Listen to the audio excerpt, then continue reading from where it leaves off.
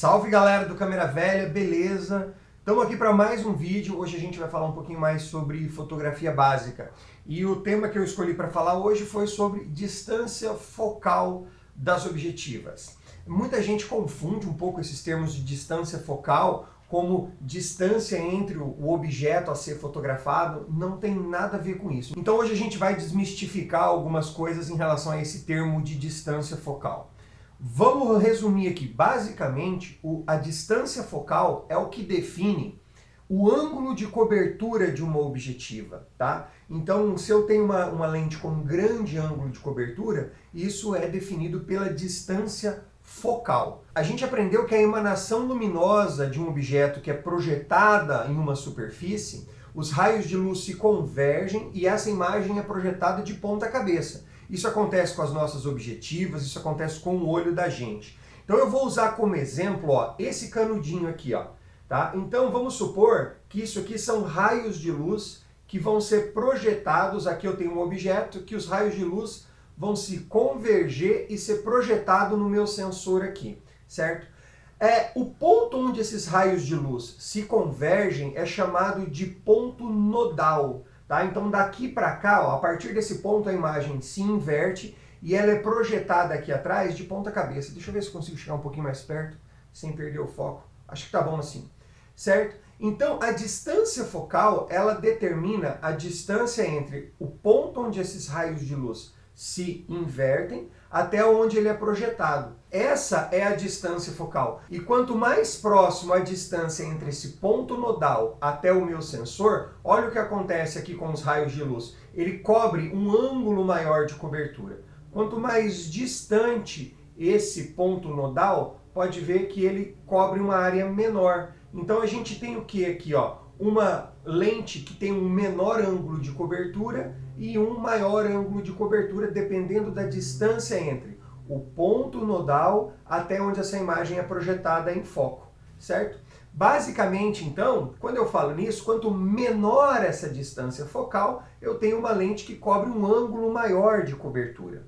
Quanto maior essa distância, né, eu tenho então um ângulo mais fechadinho. Trocando por miúdos, então, a distância focal está relacionada com o zoom da lente, né? Se você tem uma lente com... Não é muito certo falar isso, mas se você tem uma lente com um zoom muito grande, você tem uma distância focal maior. Se você tem uma lente com um zoom baixo, por exemplo, que ela tem, você consegue fotografar várias pessoas num curto espaço, você tem uma objetiva de grande angular, que a gente chama. E essa distância focal, ela é medida em milímetros, né? Então a gente precisa de um comparativo, né? Então, por exemplo, se essa distância focal entre esse ponto nodal e o sensor tem lá 10 milímetros, eu tenho uma lente grande angular. Se eu tenho 200 milímetros entre essa distância, eu tenho uma teleobjetiva. Isso daí também já está relacionado mais à classificação das objetivas segundo a distância focal. Quando eu dou zoom numa lente, quando eu aumento ou diminuo a distância focal da minha objetiva,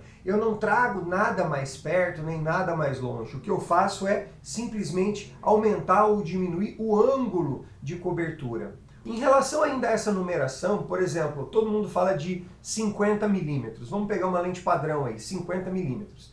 Eu tenho lentes de 50 milímetros que a gente chama de fixa e eu tenho lentes que tem também essa distância focal de 50 milímetros, porém é de distância focal variável. Por exemplo, eu posso ter lentes que vão de 35, 70, 24, 70 milímetros, variando as distâncias focais dentro dessa faixa. Ou seja, mais aberto ou mais fechado. Ou lentes que eu chamo de lente zoom, que eu posso mudar o ângulo de cobertura do meu enquadramento sem sair do lugar. E tenho também as objetivas fixas, que essas não mudam a distância focal, ela tem uma distância focal fixa, certo?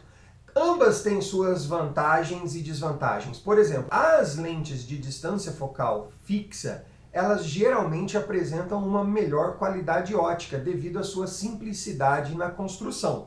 Já as lentes de distância focal variável, elas te dão a vantagem de você poder modificar o enquadramento seu sem sair do lugar. Mas não quer dizer também que essas lentes tenham qualidade ruim. Existem lentes zoom de distância focal variável com qualidade muito boa. É óbvio que tudo vai depender também da construção, do cristal usado ali nos elementos ópticos. Tudo vai do seu jeito de trabalhar. Eu mesmo comecei trabalhando com lentes de distância focal variável. Com o tempo eu fui aprendendo a usar lentes fixas. Hoje eu basicamente só uso lentes fixas, né? As minhas preferidas são a 35mm e a 85mm. Então, não existe o que é melhor, se é melhor lente zoom ou lente fixa, tá, gente? Isso daí é uma questão muito pessoal, vai do jeito que você aprende, você se adapta melhor a esse equipamento. No vídeo anterior que eu falei sobre a profundidade de campo, eu também já comecei a falar um pouquinho ali sobre a distância focal das objetivas. Por quê? Quanto maior a distância focal, quanto mais zoom você der na sua lente,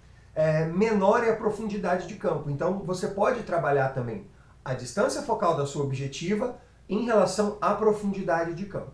Outro efeito causado também pela distância focal, pelo ângulo de cobertura das suas objetivas, é uma coisa chamada compressão de planos, que é muito pouco discutido nos cursos de fotografia que eu vejo por aí. Essa compressão de planos, ela mostra um achatamento entre os planos conforme eu vou aumentando a distância focal das minhas objetivas. Por exemplo, eu vou mostrar aqui 8 fotos feitas em distâncias focais diferentes, mantendo o mesmo enquadramento nesse primeiro plano aqui do pneu, ó. Notem nessa primeira foto que eu fiz usando uma distância focal de 10mm, que aquela casinha lá no fundo parece estar bem distante. E conforme eu vou aumentando essa distância focal, parece que esses planos vão se achatando e aquela casa vai se aproximando do pneu. Então no caso onde eu usei, por exemplo, 200mm, esses planos se achataram tanto que eu já nem mostro mais o que tem no fundo além da casa, né? Parece que aqueles coqueiros que estavam lá no fundo quando eu estava fotografando em 10mm, agora estão muito mais próximos desse pneu. Então isso é chamado compressão de planos. Uma coisa bastante importante da gente saber, porque eu dou efeitos diferentes na minha fotografia. Por exemplo, se eu for fotografar um casamento numa igreja que é muito grande, eu tenho poucos convidados, usando lentes de distância focal maior, 200mm, 135mm, eu consigo achatar mais esses planos e mostrar então como se essa igreja desse a impressão que ela está um pouco mais cheia. Em contrapartida, se eu uso lentes em grande angular, eu afasto mais esses planos, né? E isso é muito utilizado, por exemplo, em fotografia de arquitetura, em imobiliária usa bastante isso. Porque se eu quero mostrar um cômodo e fazer ele parecer maior, então eu uso lentes em grande angular, porque ele afasta os planos e dá a impressão que esse ambiente é maior. Porém, eu tenho outros efeitos que vão surgir também dependendo da distância focal que eu estou usando. Por exemplo, usar lentes grande angular, eu tenho uma distorção dos planos um pouco maior, principalmente nas bordas. Isso se eu fotografo também em ângulos diferentes. Se eu fotografo com a lente retinha, até que não tem tanto problema. Porém, se eu mudo o ângulo dessa lente para cima ou para baixo, eu vou ter uma distorção nas bordas, né? Deixando parecendo que um prédio está meio tombado. Vou mostrar aqui 2 fotos com distâncias focais diferentes que dá para ver muito bem esse comparativo. Fazer retratos com lentes grande angular, com a objetiva muito próxima ao rosto das pessoas, eu posso causar uma distorção enorme, onde eu afasto os planos assim, as orelhas somem. Enfim, vou mostrar aqui o resultado desses 2 extremos, fotografando o retrato em grande angular e em teleobjetiva. Dá para ver então uma diferença enorme aí na distorção do rosto, né, na distorção das formas aí. Falando um pouquinho sobre alguns absurdos que a gente escuta por aí, por exemplo, a lente 50mm é uma lente que ela imita o ângulo de cobertura do olho humano. Gente, isso não tem nada a ver, não tem nada a ver isso. O ângulo de cobertura do olho humano é muito maior do que a cobertura das 50mm.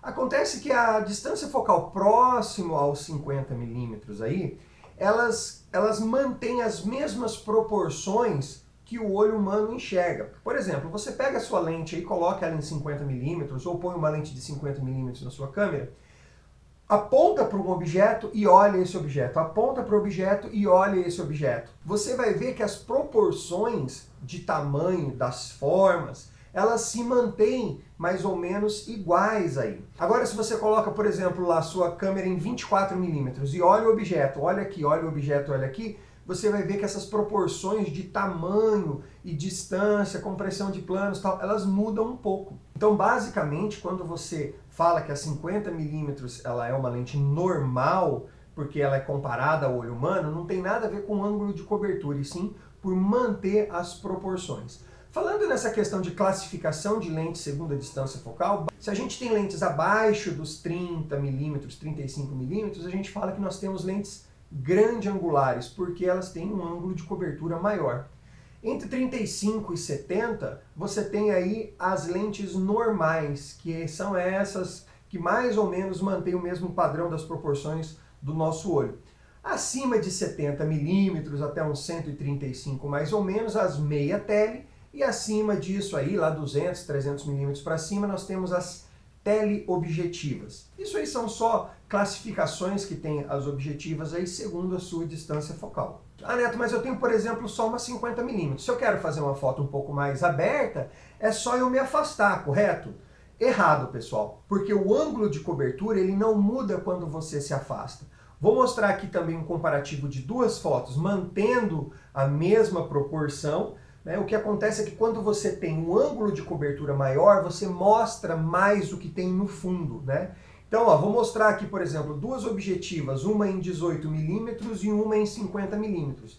E vocês vão ver que o fundo aparece mais. Apesar de eu manter as mesmas proporções de distância do primeiro plano, na foto que eu fiz em 18mm, ela mostra muito mais coisas no fundo do que quando eu tenho uma 50mm, mesmo um pouco mais afastado desse objeto. Bom, pessoal, era isso que eu tinha para falar hoje aqui para vocês. Espero que essas informações tenham sido bastante úteis aí, que vocês aproveitem da melhor maneira possível. Por favor, pessoal, gostaria de pedir muito para vocês ajudarem a gente a divulgar o Câmera Velha aí nas suas redes sociais, Facebook, Instagram, compartilha com um amigo. Como vocês estão vendo, esses vídeos não servem só para quem curte fotografia analógica. Então, vamos trazer mais gente aqui para o canal. Por favor, a gente tem uma meta para bater até o final do ano de 20 mil inscritos e eu conto muito com a ajuda de vocês. Para esse mês a gente vai ter sorteios, tá? Então já se inscrevam no canal aqui para vocês participarem dos sorteios que em breve eu vou estar divulgando aí. Câmera Velha tem página, tem Instagram, tem os meus perfis pessoais também nas redes sociais aí para vocês entrarem em contato precisando de qualquer informação. Beleza, galera? Um grande abraço e até o próximo vídeo. I love to take